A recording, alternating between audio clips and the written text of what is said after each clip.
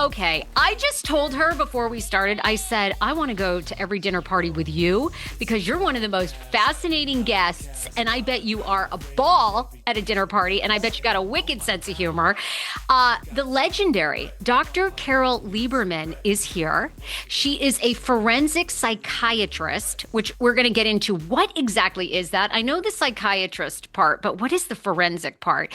You've seen her everywhere. Court TV, Nancy Grace. Are you and Nancy besties or does Nancy hate you? What's going on with you and Nancy Grace? I think she has a manic depressive relationship with me.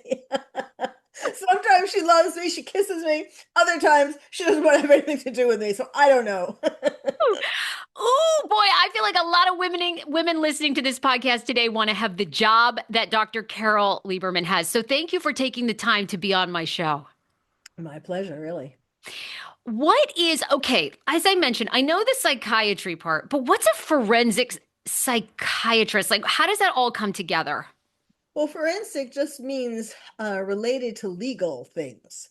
So a forensic psychiatrist is one who, well, primarily what I do is being an expert witness. So, so I'm an expert witness in civil cases and criminal cases, sometimes for the defense, sometimes for the prosecutor or the plaintiff. And I've been doing this for a while, and I have done all kinds of cases, all kinds of crazy kinds of cases. It's always exciting. It's always challenging because the idea is, I study the case, I study the people, I evaluate them, and I come up with my opinion. And it's always fascinating because then, and I'm committed to my opinion. Um, and it's always fascinating the challenge is to then convince the jury that your opinion is correct.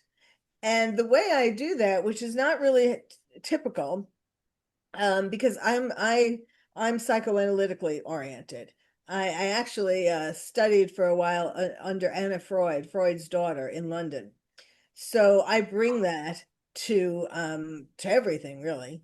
And so with cases, I look at, let's say, somebody who is accused of murder, and I talk to them and take them back to their childhood, to their birth, to, in fact, before that, to their family history. And then I talk about childhood in particular, everything that happened to them in childhood, how they were traumatized in childhood. And I take them through their whole life basically, and including, of course, the crime or whatever it is, the incident that happened.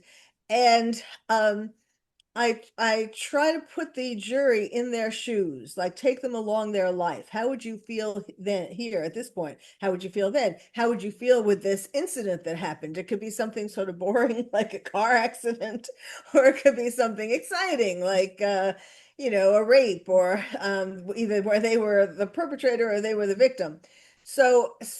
And when it works, when I which it normally does, but when I see in the jury their eyes open, oh yes, aha, that's it. It's very gratifying. How did you get into this field? Let's talk about childhoods. When you were a child, when you were a little girl, I mean, were your girlfriends playing dolls and you were like, let me murder this doll and reenact it? I mean, what happened? Like, how did you? No, no, I was playing with dolls too. But um, but well, when I was 8 years old, I read a book about the first woman physician in America. And she was in charge of a clinic. She was helping poor people in a clinic. And that just seemed wonderful. And so I decided I wanted to be a doctor. And then when I was a teenager, I read Freud's interpretation of dreams. And I totally connected. It's like this guy, this guy is right. He gets me. He gets what's going on. And and then um, and then I ended up, I went to medical school, and I did my psychiatry residency at NYU Bellevue in New York, which is the greatest place in the world to do one's psychiatric residency because you get to see everything. And in fact, the police would find people in the street and they would bring them to Bellevue. A lot of the other places didn't, if they were too crazy, a lot of the other places didn't want to take them. So they would come to Bellevue. And Bellevue had an amazing forensic department and an amazing psychiatrist who was the head of it. And if you've watched like SVU, the Law and Order, all the different, Sure. Yeah.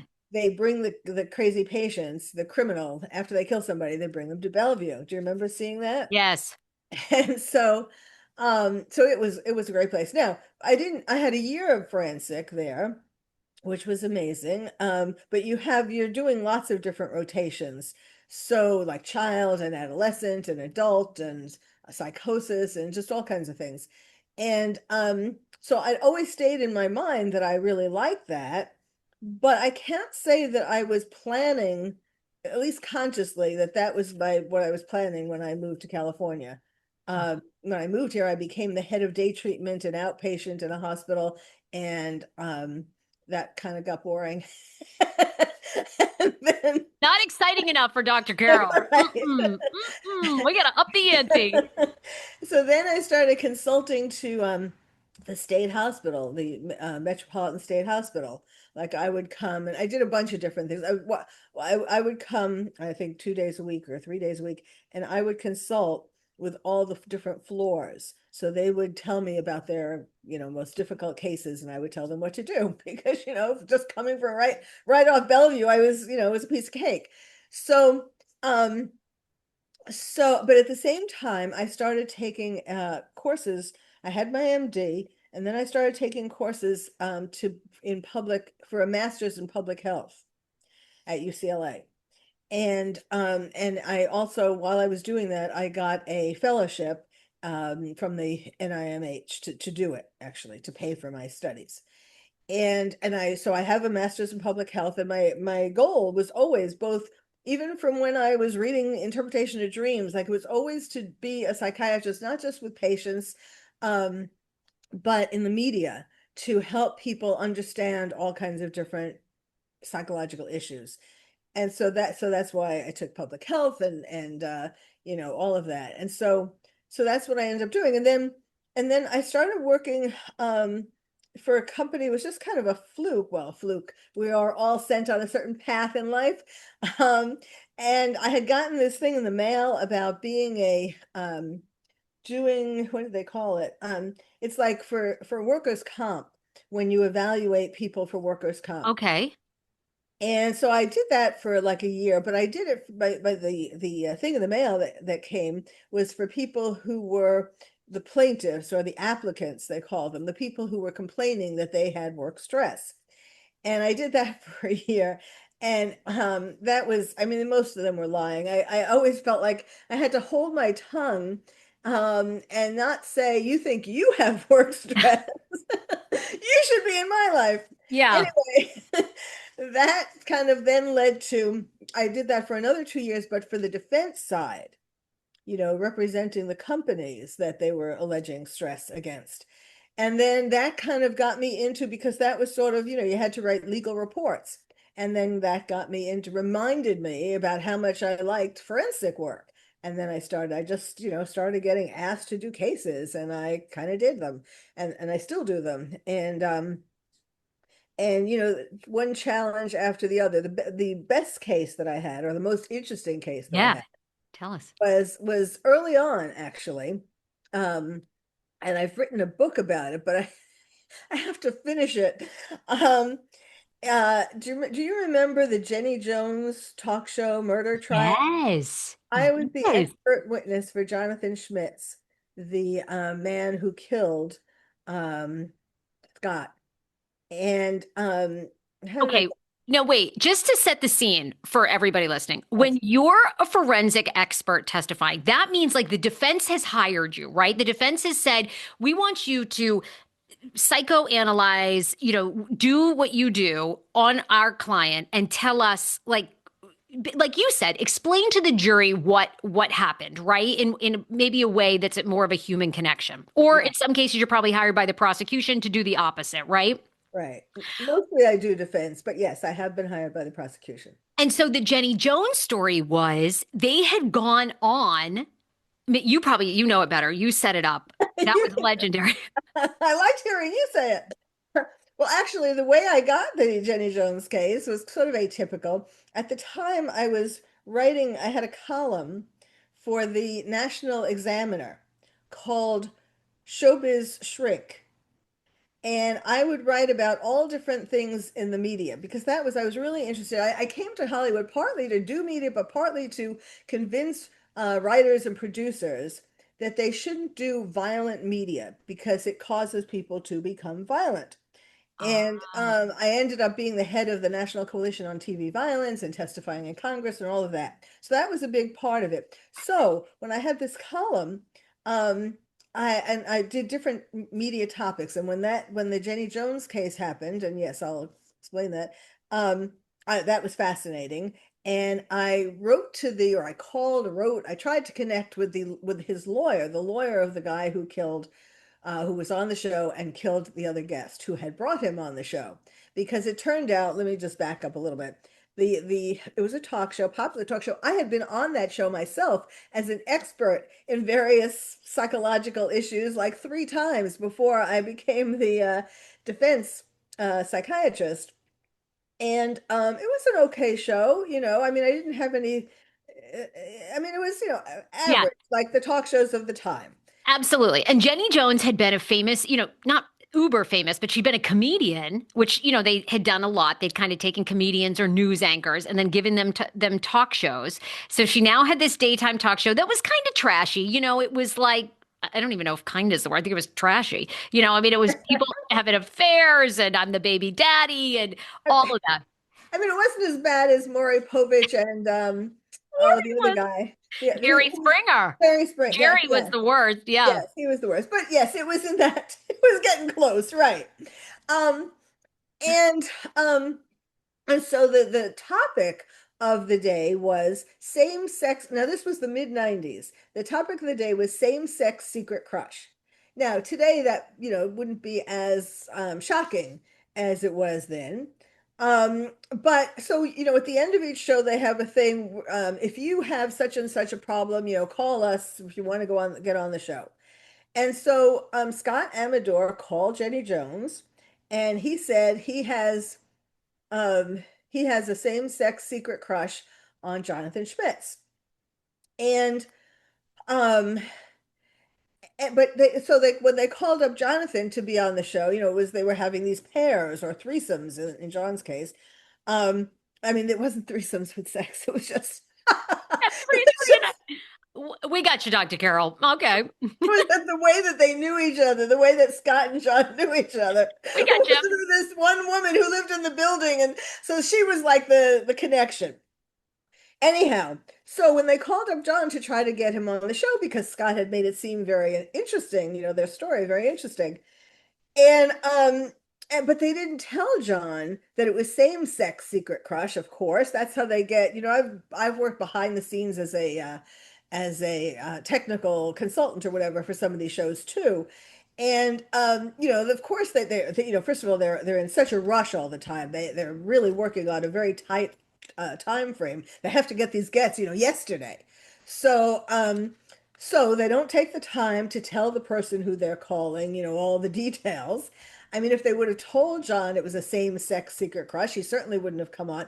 Not because, as the media made it out to be, not because he was homophobic, but because well, I'll tell you what it turned out to be. But um, so they invited John on. They said somebody has a secret crush on you. His girlfriend had just broken up with him, his fiance, so he was thinking, oh, maybe she's, you know, wants to get back together.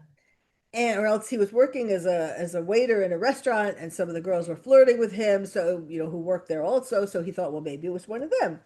Okay, so now they come from Michigan, kind of backwoods Michigan, okay? And and so he's all excited and he goes with his sister or one of the girls from the restaurant to get clothes, you know, to get all dressed up to be on television and all that. It's a big deal. They fly them, of course, to Chicago and and he's on the show. Now, it turns out once he gets on the show and they introduce him, and then and so then the girl who was the friend of the two of them, she was sitting there too. So he thought that she did have a crush on him actually, and that's kind of why she instigated this. She was upset because he didn't like her, and so she wanted him to Wow. be embarrassed on national television. But anyhow, so he saw her, and he saw Scott, and he thought that it was for her. And so, okay, he wasn't thrilled, but whatever. And then, they do the big reveal, and no, you thought it was, I can't remember her name right now, but you thought it was so and so. No, it's Scott who has the crush on you. And John, who actually had bipolar disorder, he just kind of crumbled. I mean, he held it together pretty amazingly till the end of the show, but I had to analyze the this television show, Sure. and so I could just see him crumbling little by little in each frame. And so anyhow, so the show was over. They went back to Michigan, and Scott continued to. He put like a note on John's door and so on, and he didn't want to let it go, even though John said, "No, I'm not into that. I'll be your friend." Well, yes, that was the thing. He had tried to befriend John, to get together with him to be his boyfriend. Um, before the show. And John said, I'm not into that, but I'll be your friend. Well, that wasn't good enough for Scott. So that's why he took him to the show. Anyhow, I know I'm getting into the whole thing about John rather than the cases we were supposed to talk about, but anyway, it turns out that John went to Scott's house, and he tried to get him to say that he would stop pursuing him. Scott just kind of smirked at him, and John had bought a gun because he had made some suicide attempts in the past. They don't ask any of your psychological history, whether you're able to be embarrassed like this on national television. And so he bought a gun, and his plan was to kill himself. And then, but he brought it over. He went back to Scott's place, um, to try to show that he meant it. I really mean it. I have a gun. And and so, and what happened was Scott picked up a chair in the same way that it turns out that his father had picked up a chair when they were having a fight like a year before. And that kind of I'm kind of doing it, just trying Sure. to make it short. Take your Uh, time. No, it's fine. Yeah. Dr. that kind Carol, of we love all this. Keep going, girl. okay, okay. Well, that kind of that reminded him of a time when his father had run up the stairs and taken a chair because John was chasing his father, and he took up a chair, not with a gun, but he held up a chair, and and and John's because John said this is Mother's Day the year before, and John said, "I'm going to get back at you." They had been drinking. "I'm going to get back at you for what you did in Miss Drusula's class." And it turns out that the father had brought John to school when he was like in middle school, and thought he was cutting school, and he stood in front of the class and he whipped him in front of this class. Mm. The father did.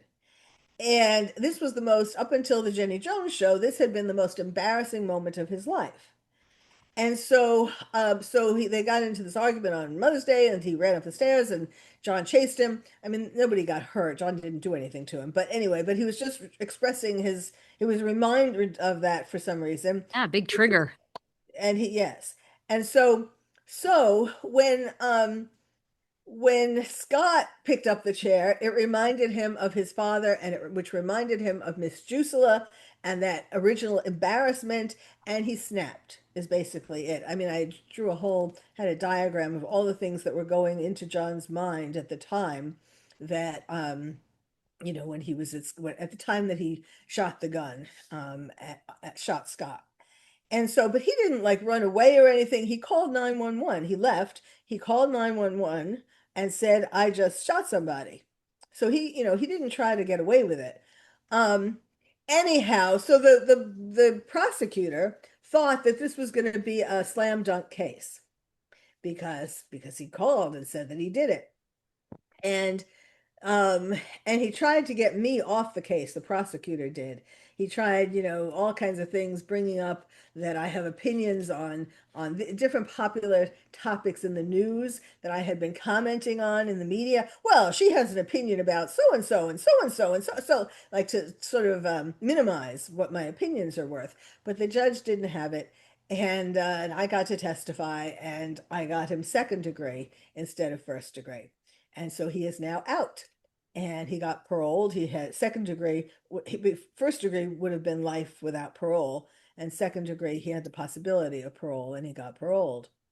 And um, and so, wait a minute, I left out a part of the thing. I was saying I had this column and I wanted to, so I contacted the lawyer, and it turned out that it was too late for the lawyer to do the interview for my column, but he made me send in my CV. And when I did that, he said, "Oh, maybe you would like to be the expert on this case." That's how that came about. Like these things come about in weird ways. But anyhow, yes. Dr. Carol, with a story like the Jenny Jones with John and Scott, what can people take away from this? My mother always gave me advice growing up, and she always said, never play with people's emotions, ever. Be direct, or, if you don't feel comfortable, tell them, bow out. Never play with people's emotions. And she always said that too with men in relationships, cheating and all this stuff, because people snap that Yeah. when you don't. So is that what people need to know? What is the advice about that? I mean, in the human condition with a story like that. Well, I think the most important thing is about how things in childhood can affect you so tremendously, Uh, traumas in childhood. I mean, because the way I found out about this key to the whole case was that the lawyer, before I met John and met his family, the lawyer had described the case to me briefly. And he made this motion, where he said that Scott picked up the chair and all that. So then I was having lunch with I met John briefly, and then I had lunch with his family, and I asked them to tell me things about his childhood that they thought were traumatic or significant, could be for this case. And that's what they told me. I mean, they didn't put it together about Scott and the chair. They were just telling me different things in his childhood that were traumatic. And they included this thing about going up I mean, they didn't know that I had just spoken to the lawyer who just demonstrated the same thing. So we're eating lunch, and his father demonstrated, what he had done that Mother's Day. And it was exactly what the lawyer had just done. So it was like bingo. It was just so clear. And then of course I met with John countless hours, yeah. and got put the whole case together. But and then then I was there for his uh for the sentencing, and his parents had gone on Larry King. They didn't visit him after the sentencing. I mean, yes, it was good. It was better than we had expected, but still, you kind of should be with your son after the after the sentencing. Anyhow, That explains a lot. Yeah. yes, right. That's Well, a actually, lot. no, I do need to say this. Actually, it wasn't that John was homophobic, but his father and his grandfather and his great grandfather were military men, were drinkers, and were hunters. So he came from this hard hunting, drinking, family of men who super macho men did have homophobia. Of course. I mean, and because, this story happened, what, 30 years ago? I mean, we were so far further behind. I mean, almost everybody's family in America had somebody homophobic in it, That's 35 true. years ago. I mean, That's one true. family, every man, heterosexual man was thrilled about other gay men. I mean, not many till recently. That's right. I mean, that was a rarity. So, um, So let me just put that together. So he was afraid. So it wasn't for himself. sure. He was afraid that if this played, across America, that his parents that his whole family wouldn't love him anymore. That they would assume that he must be gay if this guy has a gay crush on him. Sure. You can see that. You could see how you put all these pieces together and then it ends up into a powder keg. Yes. Yes. In your years of doing this in your practice, how is it that some people can live through horrific childhood abuse, sexual abuse, the worst of the worst, and become amazing functioning like people in society, good parents, and then other people have that childhood and it's a life of crime and repeat offenses? Okay, Yes. what is it in the human brain that one person can overcome it and one person can't? Yes, it's that is a fascinating question. And there isn't one answer. I mean, some of it does start with your the personality or the psychic makeup that you were born with to some degree that starts you off. But yes, somebody could have the same exact things happen to them and become, somebody really important and do a good life and and other people become locked up. And some of it has to do with if you had other people in your life who were, like, for example, if you didn't have a father, but you had some other man in your life who the coach or a neighbor or somebody who took that role and kind of taught you about life, even if you were having this horrible childhood or you were abused, sexually or physically abused. I mean, let's look at the Menendez brothers. They were sexually abused and they really didn't have anybody um, to help them, deal with their problems. I mean, they were rich and all of that, but they were lacking. Um, I mean, Eric went to a psychologist or a psychiatrist at some point, but it was a little late, to that person, and that person really wasn't terribly helpful.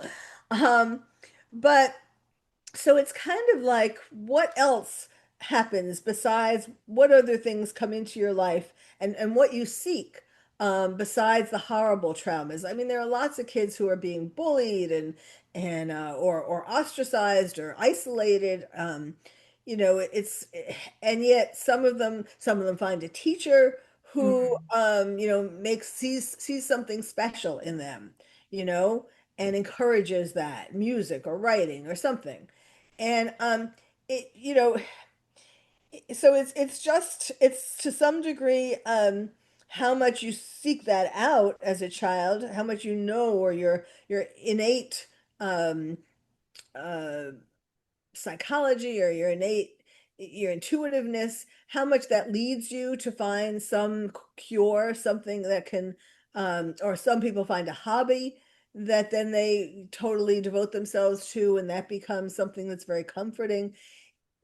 But you have to find something. And really the moral of the story is that people need to realize how even some of the most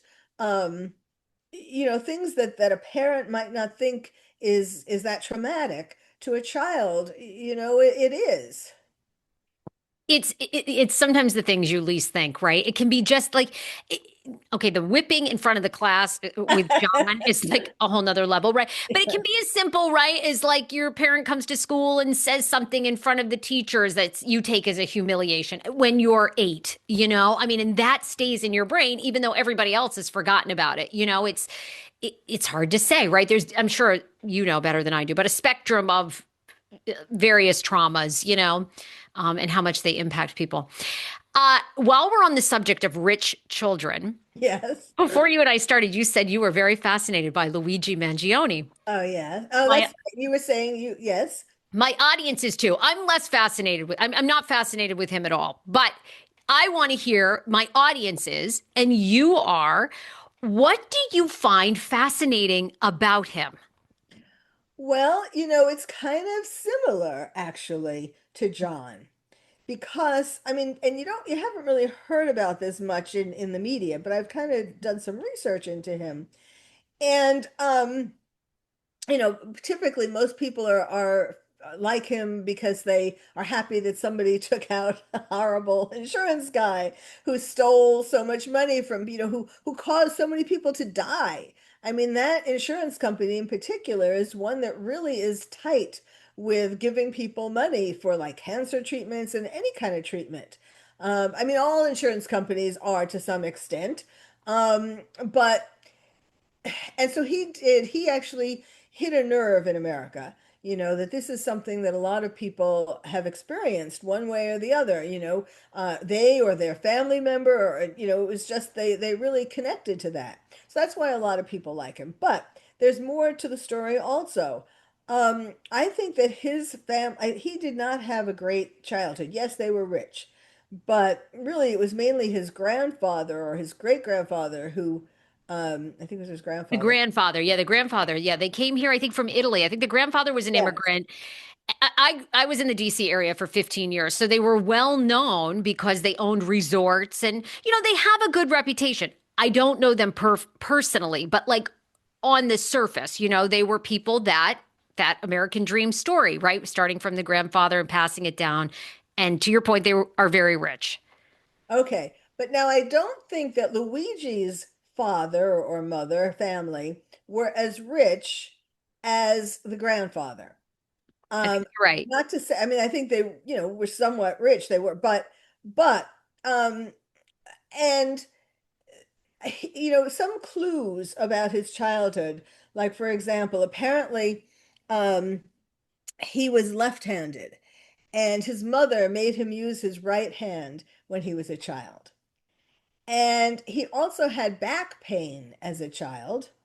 And apparently, his parents didn't investigate it, didn't take it seriously enough in any case, because that is the thing that ultimately was the major problem that he had as an adult, where it was spondylolisthesis, which is a slippage of some parts of the spine due to joint deterioration.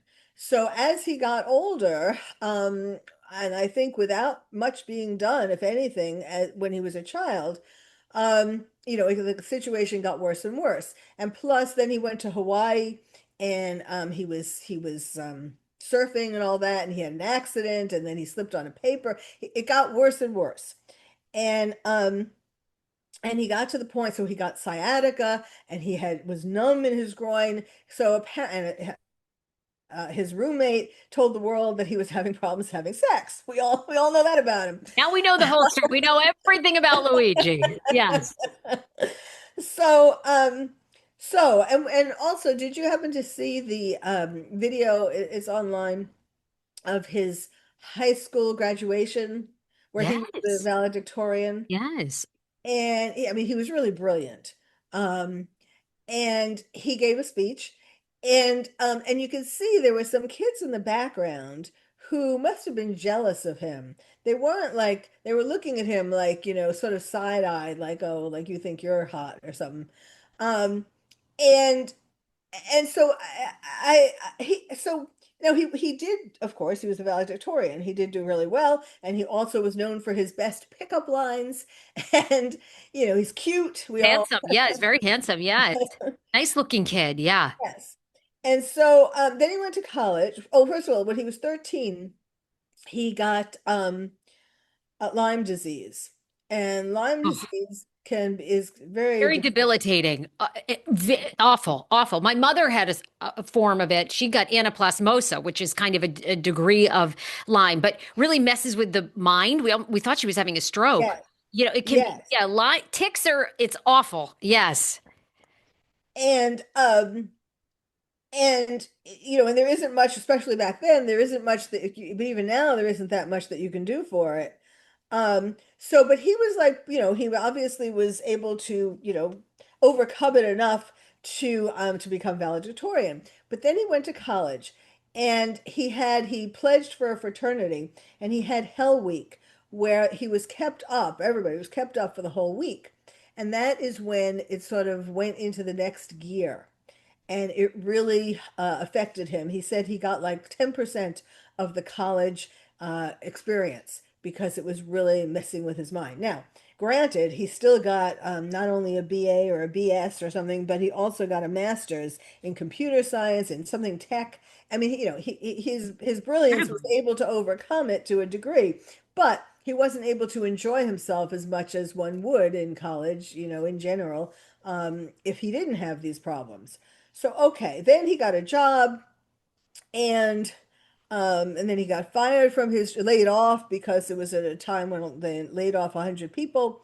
And then he kind of went to, that's when he went in 2022, he went to Hawaii and had the accident and so on. And and he started getting treatment in um in 2023, up and down for a year. He was having, that's when his back and genital pain and groin numbness was the worst. um and then in 2023 he had surgery. He had a spinal fusion. They put rods and screws in, and the pain seemed to be gone temporarily, but then it came back and it was really bad. And so what I believe happened, why he shot Thompson, um, was because, well, first of all, and he was, a lot of his friends said, and you could tell by that graduation speech, that he had high hopes for himself, that he was going to really do something major in the world. That was what he wanted to do, and he could have done if he didn't have Yeah. all. I know. That's the sad part about stories like that is like he actually had the connections. Maybe his parents weren't immediately wealthy, but his grandfather certainly was. I think he has a cousin that's involved in Congress or the Senate, or a House rep. So he actually had the ability to potentially get to Capitol Hill to really lobby against. That's the sad That's part, I true. think. That's true, to lobby against insurance companies. That's right. Yeah, he really had the money, the resources, the looks, the talent, the brains to do. I mean, that's the sad part I think about Luigi, but that's a simple analysis. It's much more complicated, as you've said. It's such a series of things that go wrong. So when the back surgery was kind of the final straw, when things went wrong, and back surgery can either go really well or really badly.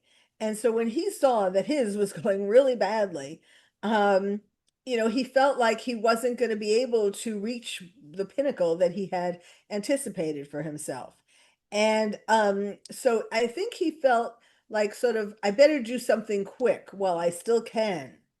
And the thing he thought of to do was to kill this CEO of the insurance company, to make a point, which he did, and to start a sort of a trend, or to start a ground level, other people getting angry and trying to do something too. Like what he did, sort of got other people to get angry and to try to do something. So, I mean, I think he thought that his time was really short, and he has to do something quickly and it's it hasn't become clear yet. Um, Now his mother was sick. It's unclear whether he whether it was some kind of, whether it was his back or was some other kind of, or the Lyme disease or something, where he himself had an experience where an insurance company didn't pay sufficiently for him to get all the treatment he needed, or whether it was a family member. But there was something from his parent, from childhood to um more recently, to right before he shot the guy. His mother didn't report him missing until November 18th, and he hadn't been in touch with people since around July. So all those months she let by without reporting him missing, and and no one had seen or heard from him. I mean, that says a lot. I think that there was a lot of negativity, um, in his family, in his immediate family, and and sh- and I think that, so there are things that we don't know, like Yeah, yeah. if I were trying to, being his expert witness, I would go slowly. I would go to the history of the family and go slowly. What happened at 1 year old, or what happened, if you remember that? What happened at 5 years old? What happened? When did your mother? Why did your mother make you use the other hand? Why didn't they listen to you when you said you had back pain? That kind of thing. How did that affect you? I hope he gets somebody who does that, because I think that he could have, they are planning on doing, or they were planning, I don't know if they still are planning on doing, trying to have it be not guilty by reason of insanity, that he snapped at that time that he shot the guy. Um, and I think that they could build a case for that. If you put every step together, I think you could build a case for that. Really? Now, of course, the death penalty is on the table, which is kind of outrageous. But and he has state and federal charges. I mean, they threw the book at him. And it's because they didn't like that somebody shot someone, who had such a position of importance. Like all the CEOs freaked out. Oh my God, somebody, especially of the insurance companies, but other CEOs, there was a thing going on, where Sure. they were, did you know about that? Yeah. Where Yeah. other CEOs were threatened? Yes, and there was some sort of around that time, and I'm going to get this incorrect. I think there was something in the health world. They were going to like reduce how much anesthesia or something they were going to allow payments of. Yes. And then of course everybody reversed course when Brian Thompson was murdered. So it had an impact. I always think though, with violence, it's so the impact you think it's going to have, it has the reverse, right? Which is basically all these health insurance companies are going to go, well, we need 3 times the protection against our management. So we're going to put that cost back on you Uh, while we beef up even more. So but that's the sad part again about Luigi is I think somebody like Luigi, young, attractive, brilliant, could have done a groundswell of humans to combat these people, right? But what do you think with the defense is going to be their biggest challenge? I mean, it seems like he's on camera. When they arrested him at the McDonald's, he apologized. In his bag, I think he had fake Monopoly money and the gun, I believe. Um, Maybe I'm wrong. no, I think there might have been the gun or something connected to the gun. Um, yes, I said that the Monopoly money was he was planning to spread that over Brian Thompson, like to make the point even more obvious Yeah. that that like this that he was greedy, that Thompson was greedy. Like, look what you got here. You got all this money, but you're dead. Kind of thing. I know. Oh, I don't know. It's just I mean it's interesting because the husband of the lawyer, the main lawyer, Karen Ariga, I can't remember how to pronounce her name, but his main lawyer, Mhm. the husband is that is defending Diddy. Oh, I got it. Okay, they're both big time criminal defense attorneys. Yeah, Okay, yeah. yeah, yeah. So you think what do you think will be the challenge with that defense for Luigi trying to get out of this, capital, death penalty? Do you think that's going to be the biggest challenge? Because it seems like there's a lot of evidence that Luigi did it. Uh, I don't know if they can prove insanity. You're much brighter than I am. But what do you think their biggest challenge will be with that case? Well, I think it is like juries don't necessarily like not guilty by reason of insanity. I mean, it takes a lot to convince them of that. What I did with Jonathan Schmitz and Jenny Jones was there was the what's the word? It's not exactly disabled, but it's like it's something like not guilty by reason of insanity, but it's one step below. But it's like you can't, I had to prove that he couldn't form the intent to kill. Well, I mean it's very similar, there's just a shade of difference. But Mm. anyhow, it is hard unless you are going to go through a whole thing to I mean, they would have to bring up, and the thing is, do you know that his family hasn't come? Maybe they have now, I think but that's very fascinating. Pennsylvania, they didn't come to the court. Yeah, it's very fascinating. They haven't showed up much. Now, maybe they have in New York and we haven't really seen them, but I would imagine the media would make a huge fuss. They've been Yes, very yes, quiet behind the scenes. I think that was their reputation as far as I knew in Maryland. They weren't people that were in front of the camera at all. They owned these resorts. They were kind of you always heard good things, but it's interesting to me. They have not really come out and publicly supported their son. Now, I don't know. You're the expert. Are they so overwhelmed with grief and they don't want to answer to? I don't know. But that is a fascinating thing. I think they're more concerned with their own reputation with supporting their son. There you I go. You could mean, be right. John's parents were there all the time, you know. Of course, they didn't own all these things, but still, I mean, and what was really sad was that Luigi was looking around the courtroom. He kept looking for them, and at least in Pennsylvania, and they weren't there. That's a big one. I do think that says a lot. I do think that says a lot. And I think a lot of people agree with you more so. Like they don't want any other family members brought up. They don't want to soil their reputation. It's like, see ya. Yeah. Yeah, you did this to yourself. We gave you everything. There's two more cases I want to talk to you about. You brought up people in the courtroom. Diddy's mother seems to have no problem showing up to his. She doesn't Oh, mind a freak Diddy's off. mother. A freak. Diddy's mother. What's your read on her, Carol? Ah, Diddy's mother is the reason why he is in all this trouble. Do you know? First of all, just one quick thing about her showing up. She shows up with all these low cut dresses, tight, low cut dresses. Anyone want to wonder why he is the way he is? I mean, you've seen the pictures, right? Yeah, and there's just that so gross video of the two of them kissing on the lips. Yes, I don't know, it was yes. several years ago, but it's very weird and underlying sexual. It is strange. I believe that she sexually abused him. I could see that. Because I mean, she did, even if she didn't like physically all the way have intercourse with him, but I would put my money on that. Yeah. But when he was growing up, first of all, they started in Harlem, and then the mother moved to a place a little north of New York City. But all her friends from Harlem and New York City, the rest of New York City, used to come on the weekends to visit. And they both places, they had the weekend, Saturday night, the whole weekend was drugs and sex. And that is what he got used to. And you're going to tell me that during those times, oh, and the thing is, and the mother used to have, even besides the parties, the mother used to have men over all the time.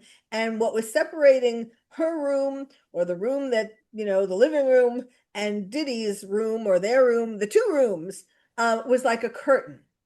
So he got to see and hear and everything, the drugs. I mean, he just got desensitized to it, traumatized to it by it. So he was probably I mean, they were basically freak offs, not to the extent that he had his freak offs. They couldn't afford that level, but they were freak offs for the day, for that time and that money. Um, and so that became a normal, I mean, he needed that in order to get sexually aroused because he had been exposed to it for his whole childhood. So he needed to have that again to be sexually aroused. And and couldn't, I mean, that's why he had like, it's interesting, how much did he actually have sex with Cassie or with the other women, and how much did he need these male escorts to have sex, and he masturbated watching them? Like, it probably affected his own ability to have an erection and to have sex.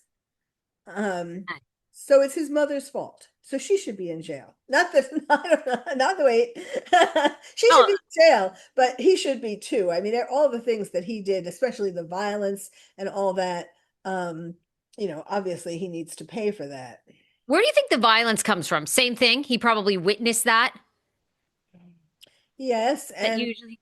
possibly was abused, physically abused as well, by like these party goers who were high on drugs, and there was this kid, and you know Is um, that case much more open and shut for you? A lot of under rumblings, and again, the internet is not always right, but so, the internet is like, where are the RICO charges? Where are the sex trafficking? What are we doing here? We know he's a freak, and we know he's absolutely should be in jail for domestic violence, 100%. We know he committed prostitution acts, but I mean, what are we yes, missing here? What do you think? yes, I agree with you. Now, presumably, that is coming, the RICO stuff and all that. Um, if it isn't, if something more isn't there, I don't see how they are going to support, because there are a lot of people who in the jury, the people in general, there are a lot of people who would say, um, Well, look, he just likes sex a different way. If it's consenting adults, and it's hard for Cassie. I know they had that psychologist um talk about domestic violence, and like why Cassie stayed, I think was the purpose of her testimony. She wasn't that great with the Johnny Depp trial, with explaining. So I can't imagine she was that great with this trial either. But because you can't be. I don't want to just blame her. I get asked sometimes. Just recently, I was asked to be an expert in a case when when when um when when lawyers, now of course this shouldn't be the case with Diddy, he has more money than God, but with regular cases, when lawyers are trying to save money, and they don't want to pay an expert witness to do a thorough kind of case, they will ask you to come in and give a lecture on something like domestic violence. Hmm. Um, and I was just asked to do, there was this case of this man who was accused of rape. And I was asked, when it got time to have a retainer replenishment, because I finished my hours, I get paid by the hour. I spent the hours for the retainer. Now I had a lot more work to do. So I asked for a retainer replenishment. Well, apparently there was no money left. Um, so all they wanted me to do was to come in and give a lecture on why women accuse a man of rape if it's not the truth, because this was a defense for the alleged rapist. Now I could have done that. I mean, but I don't do that. I don't just give lectures, whatever the kind of case is, because it doesn't really work as well, number one.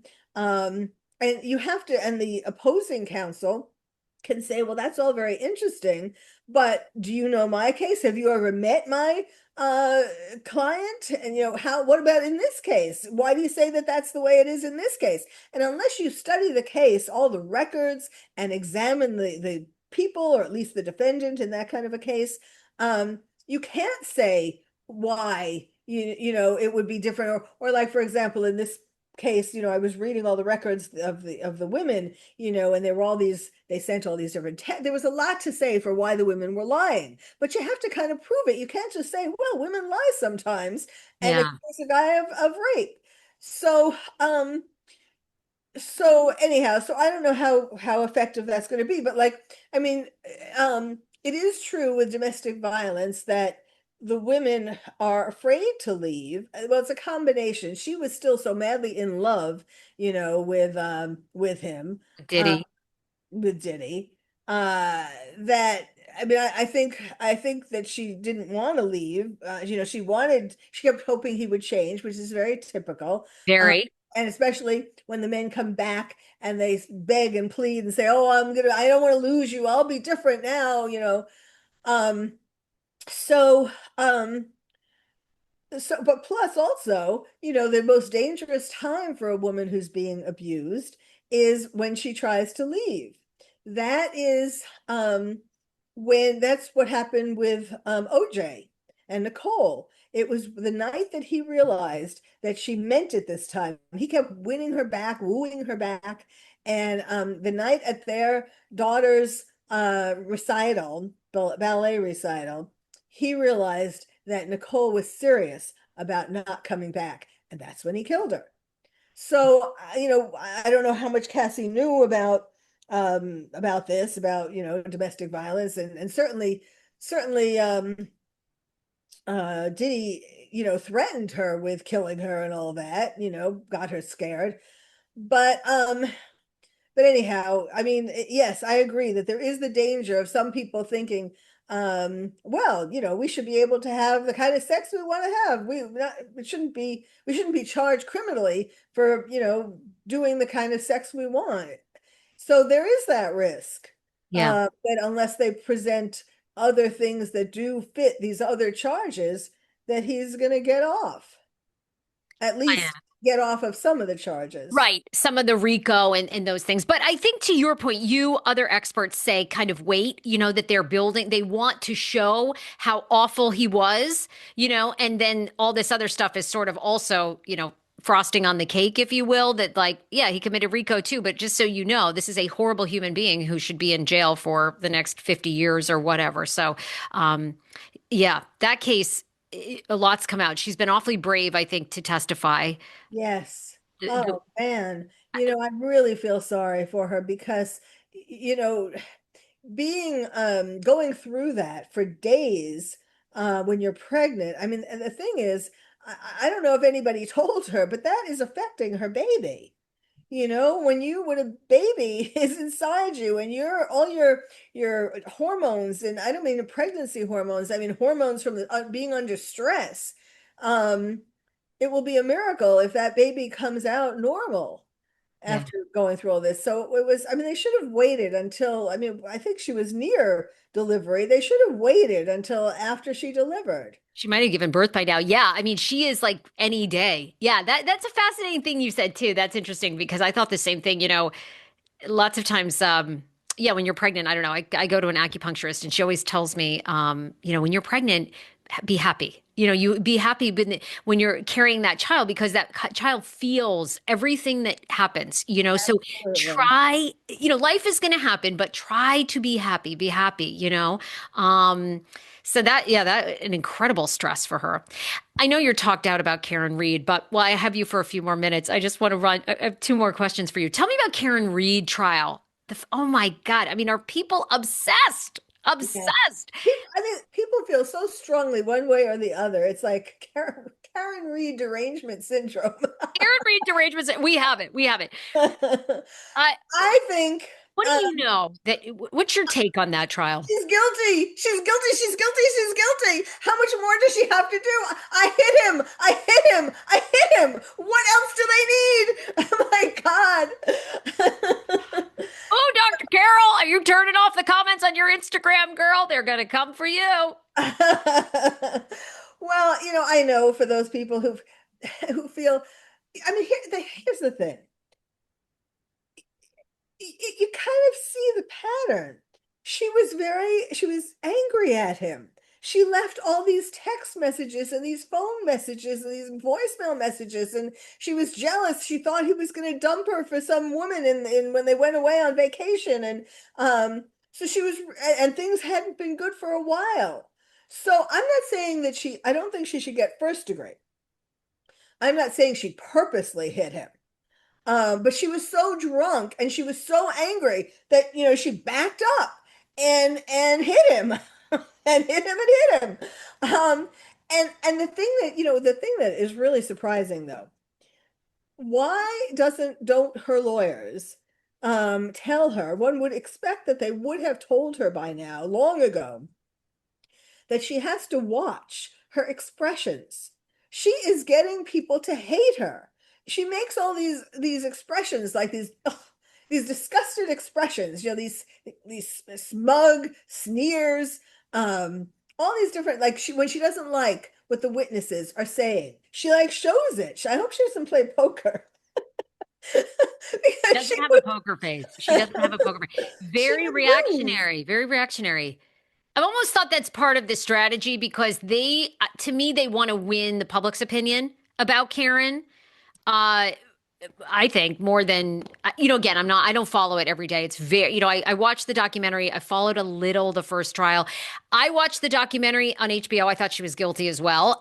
And again, I think this is an example of a group of adults who are alcoholics, who, when you're drinking a lot, nobody can remember anything anyway. I mean, that's right. Everything's hazy. I thought, my God, we're watching, unfortunately, what happens when you're in your 40s and 50s and you're drunk, whether you're in the police force or not. It's sad, really. I mean, Yes. none of them can recount anything. And the guy in the house, the cop, I think he's passed out with his wife. They were drunk all night. I mean, but this is two devil's advocates here for this case. One is people keep Yeah. saying that John O'Keefe's body does not show that he was hit by a vehicle.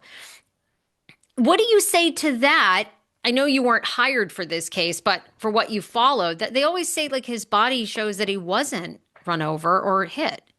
Well, didn't I mean, the defense, I mean, no, the prosecution, I mean, they didn't, I know the first trial, they didn't have the greatest experts. And the second trial, um, they did have someone who did an autopsy or a pathologist or something, and he was doing well until the end when he got asked some question about well, could he have fallen backwards, or I don't remember the details, but all I say is they should have gotten better experts. Yeah. I mean, I don't know why they did get better, somewhat better this time, but not as good as they could have and should have. I believe in the documentary, they almost insinuate, which is what I think happened, is she basically clipped him in the face with the light. And maybe that was enough to like stun him, that he either kind of crawled over, passed out in the yard and died, or, then kind of sat there. But again, then people say like he has marks on his arm that are indicative of a dog bite. They had Chloe the dog in the house who was regifted and aggressive. So, but you've worked on all these cases nationwide. I always think the idea that this local police force could be corrupt, yes, that happens, but I mean, so many people would have to keep up the lie. You are a studier of the human condition. To me, people like you sit down and talk to people for an hour, they'll tell you so many fucking things you don't want to know about them. It's like, does anyone, I mean, once in a while you come across somebody who is very closed mouth, also strange to me, but most people are like verbal diarrhea, Right. including myself. Yes. Right? I mean, do you think, but people really believe this is a corrupt police force in Canton, Massachusetts, and they're all covering for one another. Do you think that could be true in your experience? I think what you said, that it's too many people, you'd have to keep the mouths shut of too many people. I mean, somebody in there would maybe start feeling guilty. Oh, I don't want to, I don't want to send her to jail for life, or I don't want to, I have to protect these people, the people in the house. Somebody would have to break if it was and I mean, yes, of course there is corruption that goes on. I mean, that one guy, Absolutely. the what was his Proctor? Proctor? Oh my God, yes. That officer who the state trooper Proctor there, who was the investigator who came and then texted his friends about her being a slut, should have been fired 100%. What a disservice he did to Yeah. the state. I mean, yeah, that guy's a piece of shit, 100%. Yes. So okay, and they did fire him. So first they moved him to a different job or a different police location, but then they did fire him. Um but anyhow, I just think that there isn't enough in it for all those people to keep their mouth shut. Are they all being paid? Is I don't know. It's a lot, right? And the thing is, do they all hate Karen so much that they want to do this to her? I don't know. It's just a lot to but I wish she would stop. I mean, you think they're telling her to purposely make these faces to show the public, it's being televised, like to show the public that she absolutely thinks it's I don't think they're telling her I that. think I think she can't help it. you're in California. You're an LA woman. You're an Angelino. I mean, Alan Jackson is a brilliant attorney who I'm sure you probably know or have run into personally. If Alan didn't want her to do that, I think Alan would be like, "You are not doing this." I mean, Karen, I don't know where she's getting the money to pay Alan. I hope I only meet Alan She's for a minute, paying him. honey. Who says she's paying him with money? I don't know. Well, I didn't make that up. You know the pictures of them together, I right? do. They were walking into a steakhouse and they looked awfully friendly. I didn't like that, Carol. I didn't like that, Dr. Carol. And there are still some pictures, surprisingly enough. He's a married man, I think, still. He I'm not was at the sure. time. I don't know if he still is, but yes, you would think that they would be taking more care to be even, more careful to not have any pictures taken where there was any question. Um, but anyway, I mean, I But mean, they yes, do I seem to. think she plays out. I think she plays to the public. I think Alan does too. I don't know. I mean, look, Alan's a genius. Like I don't know anything, but I just think he is smart enough. If he didn't want her doing that, she wouldn't be doing it. So I think they must. I don't know if they feel like the jury is aware of what's going on outside of the courtroom. I don't know, but Well, that's another thing. I think they should have made it a jury, the sequester jury. I think that that these people in front of the courthouse are not helping either side really, but they shouldn't have to walk. I know they kind of made it so that they didn't have to walk right in front, but I mean they hear the people. They see they have to go close enough where they see the people. So I think that that's not good. in your two questions left for you. In your expert opinion, do you think she will be found guilty this time around or not guilty? Well, the last time, um, the jury was confused because they thought, and why, I don't know whose fault that is, whether the judge didn't explain it carefully enough or the jury didn't hear it. But they didn't realize that they could find her guilty of like the second charge if Lesser they didn't charge. find her guilty of the first charge, which is like, don't you watch television, you guys? um, uh, but anyhow, I don't mean television of this trial. I mean television cases in general, where it's clear that you can. I mean, some cases they have special instructions, but in this case, they could have found her guilty of the lesser charge. So I would like to think that the judge is going to make it very clear, because I don't think the judge likes Karen Reed. Yeah, no, I think, and the internet, a lot of people feel like that's very obvious that the judge does not, and a lot of people think that's very biased. She's been a Massachusetts judge for a long time. Yeah, a lot of people feel there's a lot of bias there. Yeah, I don't follow it closely enough to have an opinion on that, but maybe you do. Well, I mean, I think that she, especially in this second trial, I think she's being really careful. She's trying to be really careful.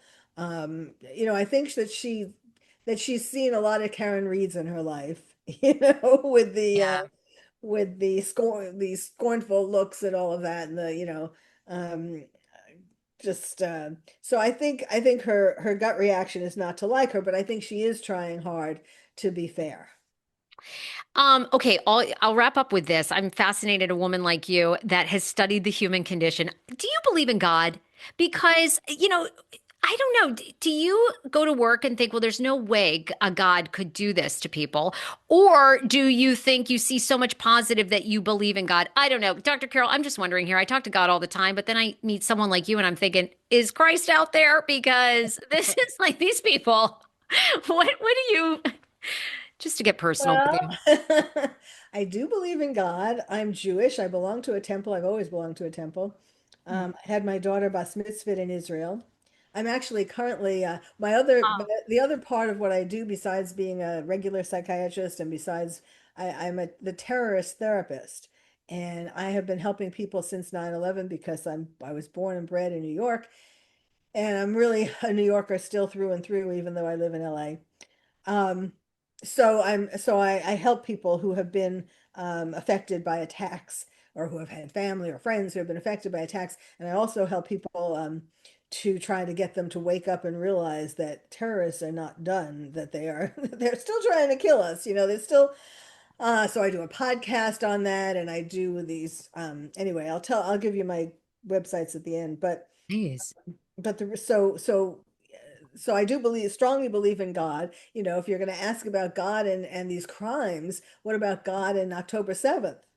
Um, I but know. I think, How do you, although I find all my Jewish friends and I've had so many wonderful Jewish mentors in my life, you all have a very good, I don't know, I'm Catholic, so it's a lot of guilt, but I feel like Jewish people have a more, I don't know, like, I'm trying to think of what the word is, like, rationalization. Yeah, maybe that's it. There has to be a reason. God has to have a reason for this. Yes, we just Yes, don't know it maybe yet, that's but what my Jewish friends have, right? We Catholics have a lot of guilt, but you have a lot of rationalization. Yes. Yeah.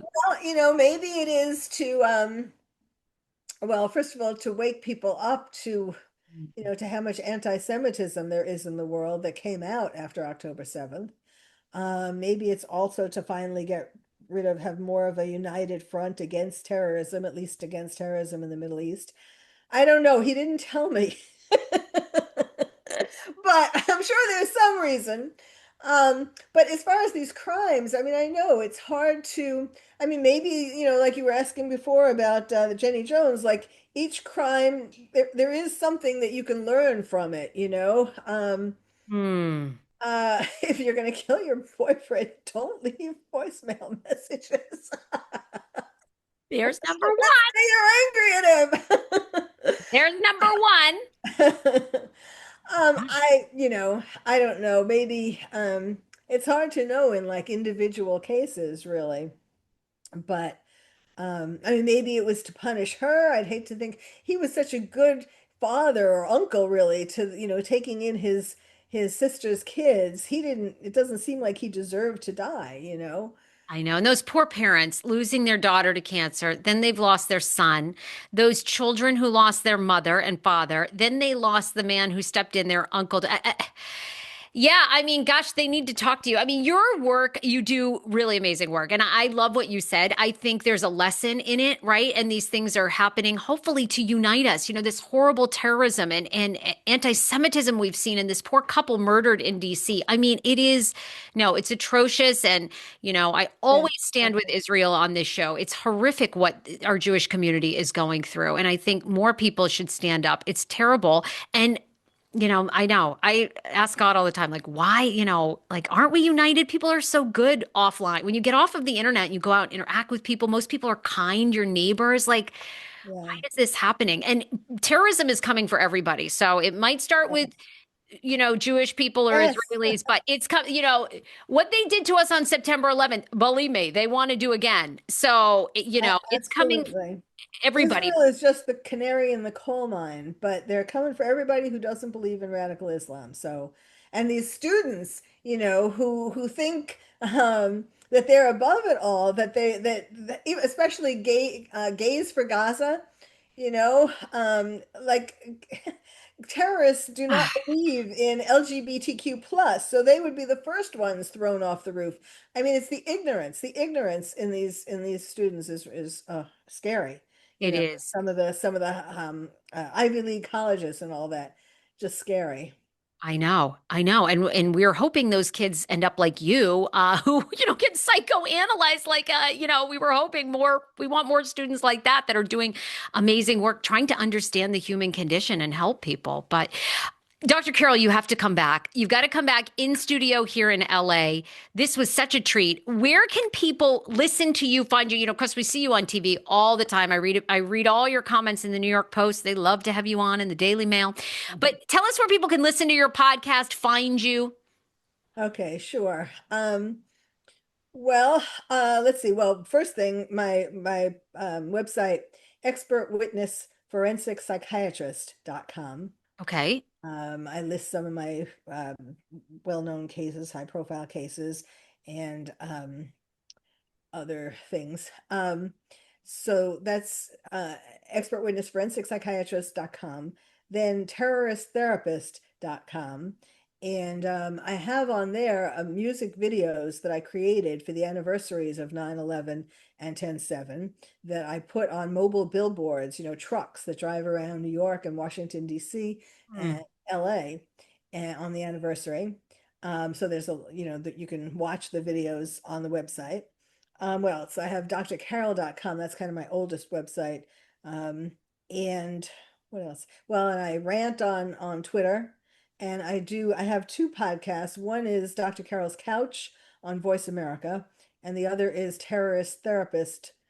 uh, the Terrorist Therapist Show on like everywhere that podcasts are. Oh my God. Okay, you're coming back because then I want you to do, in your opinion, this is just our opinion, okay? We're going to give our opinion. I want you to go through all the high profile lawyers that are out there right now. I want your hot take on Brian Friedman. I want you to tell us everything you know about Brian, Alan Jackson, Mark Garagos, who is legendary, my girl Gloria Allred. You got to cut, you know them all. So they're interesting people in their own right. But I'll never eat lunch in this town again if I tell. You and me both. We'll never be invited anywhere. You're right. Okay, well, maybe we'll just do legal analysis because you got to come back. I want you to talk about Brian Friedman's strategy in this case and what you think psychologically is happening there. I'll be happy to come. All right. It was a lot of fun. We'll leave everyone with that teaser. You are terrific, Dr. Carole.